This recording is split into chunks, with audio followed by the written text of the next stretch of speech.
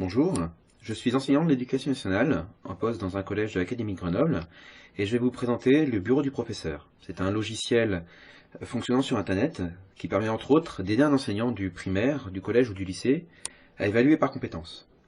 Voici donc la page de connexion à la démonstration.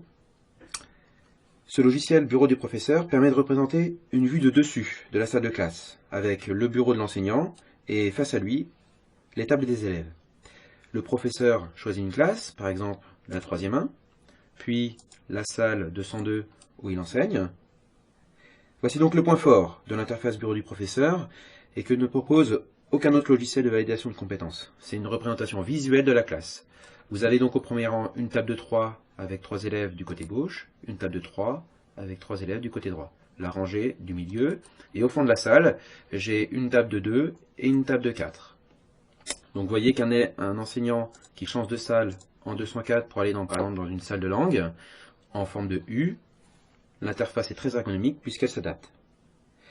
Donc un élève, on peut évidemment le changer de place, si on veut le mettre ailleurs dans la classe. Donc afin d'aider les enseignants dans leur gestion quotidienne, je vais retourner par exemple en 202, le bureau du professeur offre beaucoup de possibilités, donc je ne vais pas toutes les détailler. Parmi les plus importantes, on retrouve l'accès à sa moyenne et le détail complet de toutes ses notes. On a accès, par exemple ici, au bilan de ses compétences qui ont été validées durant l'année. On a ici la possibilité de rajouter des petits incidents si l'élève oublie son cahier ou ne fait pas son travail. Et enfin, on a par exemple l'accès à sa fiche détaillée. Donc ce qui nous intéresse aujourd'hui, c'est surtout la validation par compétences.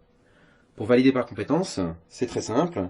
Je vous propose de vous présenter en détail un exemple avec une évaluation en classe d'un exposé.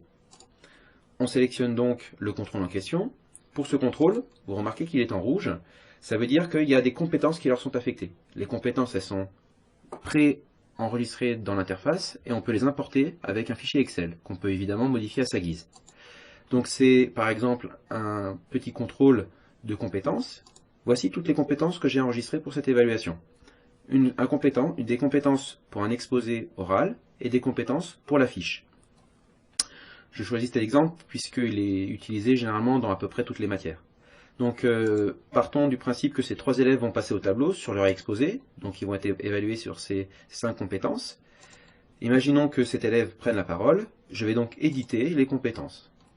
Actuellement il est en train de prendre la parole, je regarde si sa distance par rapport aux notes, je trouve que si elle ne lit pas, donc je le mets acquis, là c'est acquis, ici en cours d'acquisition, et ici non acquis.